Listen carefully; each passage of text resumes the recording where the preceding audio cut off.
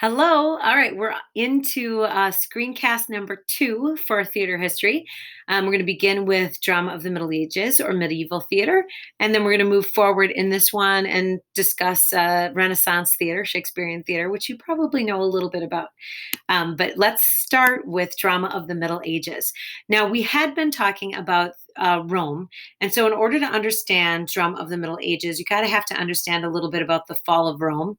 So, in 476 AD, the Empire of Rome began to fall to invading Germanic tribes. And you can kind of see the invasions that occurred by the use of this map. One of the reasons why that was much easier for Rome to fall at this time period than it had been any other period prior to that is because Rome separated, Rome and Constantinople.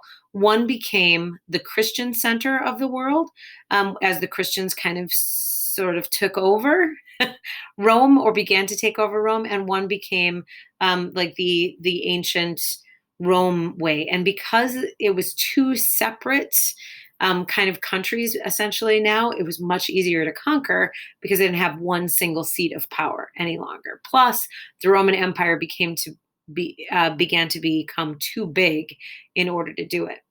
So one of the first things that when Christians got control of Rome that they decided to do was to eliminate theater. Now, if you think about this um, logically, of course they would choose to eliminate theater. Of course they would choose a number of other things because they were killed in ancient Roman theater, right? If theater to you equals the slaying of everyone who follows your religion, you're probably going to want to eliminate that. So they eliminated most forms of Roman theater.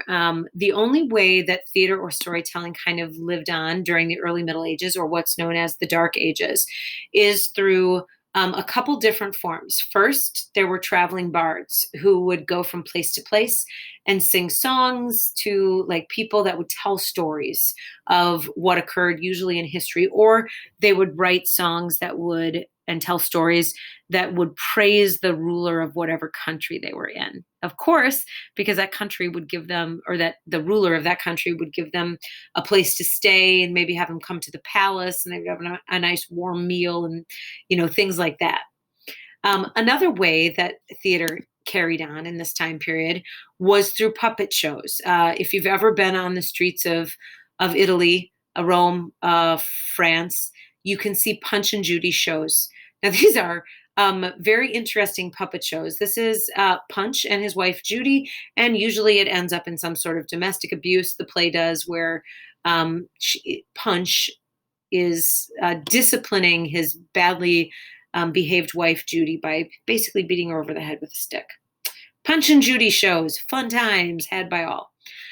So that's one of the ways. So puppets, and there were other ways that theater continued on, and a lot of it was back to the idea of ritualistic theater. So, if you have ever seen a maypole dance or something along those lines, things like a maypole dance or rituals like that, recognizing the spring equinox or the summer solstice or things like that, that was some drama of the Middle Ages where you could see like acting like that. You could see fighting. If you've ever gone to the Bristol Renaissance Fair, early Middle Ages, you could see some of that there, like little plays happening on the side of the road. Essentially, you could pull off and you could kind of see somebody balancing on a trapeze or, something along those lines. A little bit different way of looking at theater.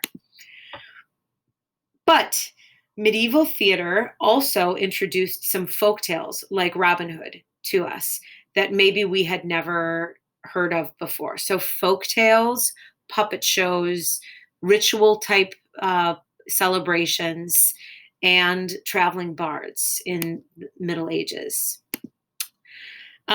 The Pied Piper of Hamelin, for example, is another story that arose during this time period.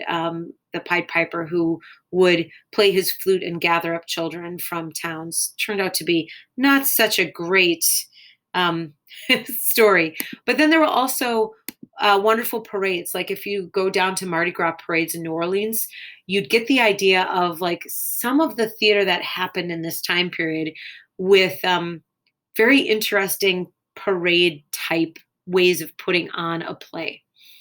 So let's talk a little bit about the types of theater that you would see. First, they had theater pageants, and actually, this began as something that started with the church. So the church sort of outlawed theater. And then what happened was, because so many people didn't know how to read, the church had a problem converting people from the pagan druid kind of ways into their church because people didn't know what the Bible said because they couldn't read the Bible. So they started to put on, they'd hire trade guilds. So, like the Shipbuilders Union was a guild. A guild was another word for union. The Carpenters Union and different things like that. They would hire them to put on a play. So the play would be essentially a story from the Bible. So, for example, the Bakers Guild, the Bakers Union, would usually put on the story of Jesus feeds the 40,000 with the loaves and the fishes and all that. And then they could pass out bread at the end of the play. So one way that they stage these little biblical stories is this way, in the round, where there would be different plays. Some would happen in the center, some would happen on the different sides of the theater, where they would put on little plays that would represent the story of the Bible. So theater in the round was one way that they did that. Another way that they did that is just on random streets. You could like have an entire block of theater, for example, and each different guild would put on a play outside the buildings in their streets. This is an example of theater passion plays that occur still in England today. One of the very common forms of theater like scenery was this down here, and that's called Hell's Mouth. You'll notice that it's kind of breathing smoke and it kind of looks like it has flames, but it looks like it's a mouth. If someone is sinful or does something bad in the play, they typically would be thrown into Hell's Mouth and they would disappear. That character would disappear. There was also parts of the play that represented heaven, and you would always see God crowned as King of Heaven up above and everything like that. So we've got heaven and hell and different things like that, earth down on the center portion. So that's another way that they kind of set up theater in their time period. And then the third way is that they would create these things called pageant wagons and have a parade. And so each guild would create a pageant wagon, and there would be a parade path that they would basically go to. They would stop at different points along the path, and each different guild would act out their play and they would move on. So you could basically stand on a street corner, and some of these plays, you would see 32 or 33 plays in the course of a day and just watch them come through and basically learn about like all the major stories of the Bible, and then understand a little bit about, how the Bible, how Christianity was sort of formed, which is what they were looking for to do in this time period.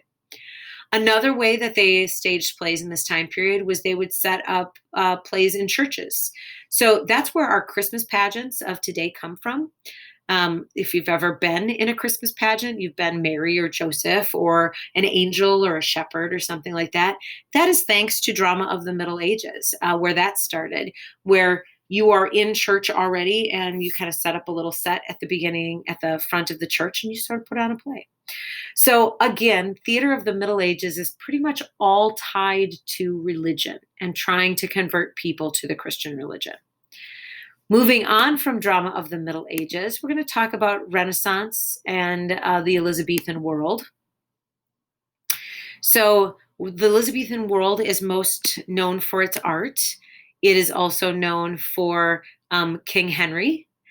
King Henry the Eighth had 6 wives, correct?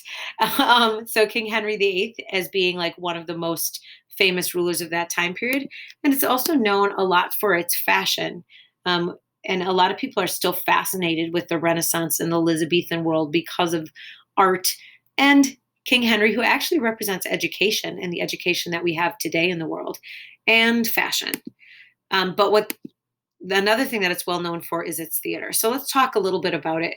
So the Renaissance in Italy, which is where we'll focus on first, took place from 1300 to 1550 AD, and its apex, meaning the height of its um, productivity or creativity, is the last 50 years. So let's talk a little bit about why the Renaissance occurred in this time period. First, feudalism began to decline from feudalism of the Middle Ages, and actually more people, peasants that lived in farms started to move to town, and trade began to develop. And particularly in Italy, Italy was a great spot for trade to occur because Italy was the center of trade routes that would go all over. You can see down here on this map all the different arrows that come in and out of Italy. So there were a lot of different people from different countries coming into Italy and sharing their ideas. And that is kind of fertile ground for theater. When we get a group of people together that are all from different backgrounds and everything like that, we see a lot more interest in art and music and theater and things like that to sort of show different cultures from different time periods. So there are three rulers in the English Renaissance. So now we're up in England, not down in Italy anymore. But that's where the Renaissance started, in Italy. And English Renaissance is that what we know the most. So three really prominent people. First of all, the Lord Chamberlain, Henry Carey, is very instrumental in bringing theater to England. Another person very instrumental in supporting theater in England was Queen Elizabeth and King James. King James came after Queen Elizabeth's heir, essentially. These three people did the most to help bring theater back to England and flourish in that time period. So one thing you need to know, and you probably do know about the English Renaissance in theater, is that they began to occur in inns. So hotels and things like that, or pubs. So all of these inns here began to host theatrical plays. But some members of the Christian society still had a problem with theater. Now, because theater was no longer focused on religion, it was focused more on secular or non-religious topics. So they wanted theater out of the main area of London. And so they made them cross the River Thames. Here we've got the Swan, the Hope, the Rose, and the Globe Theater. And over here, the Red Bull, the Fortune, the Theater, and the Curtain. Those are all the Theater and the Curtain. Those are specifically theaters, and these four are specifically theaters, whereas other plays could have happened in inns and taverns and things like that. But theaters were forced to be across the rivers in areas that weren't so great, basically because they didn't want Christian, unsuspecting people and children to be kind of attracted to this rowdy crowd of people who were, the actors and actresses, and sinful storylines and things like that. All right, we are probably familiar with the idea of the Globe Theater. This is a drawing of the Globe Theater, so you can kind of see what Elizabethan era playhouses looked like. They were open to the sky, but there was usually some protection above the stage right here, and also around the top for the people who paid good money to have their seats. If you didn't want to pay good money to have your seats, you could also stand in front of the stage. So this is the Globe Theatre in London today. It has been restored. And if you want to now, the best spots in the house are standing right here in front of the stage. Let me show you a picture of some audience members at the newly constructed Globe Theatre. But back in the day, those spots down there were for like the lowest members of society to stand on stage. They were called the groundlings. And they were extremely well known as being poorly behaved. They would yell things out at the actors. Sometimes they would throw things at the actors. Sometimes people would jump onto the stage and take part in the play because the stage was about 4 feet off the ground. So you could still leap up on it, kind of like East Campus stage or West Campus stage for that matter, if you wanted to. The people up here are the ones that are kind of protected by the elements and paid money for their seats.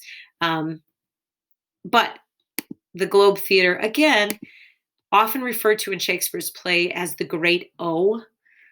because it is in the form of an O, and it's got the actors on one end. And if you can see up above here, this was referred to as the heavens. Beautiful paintings on the top of the heavens in the Globe Theater.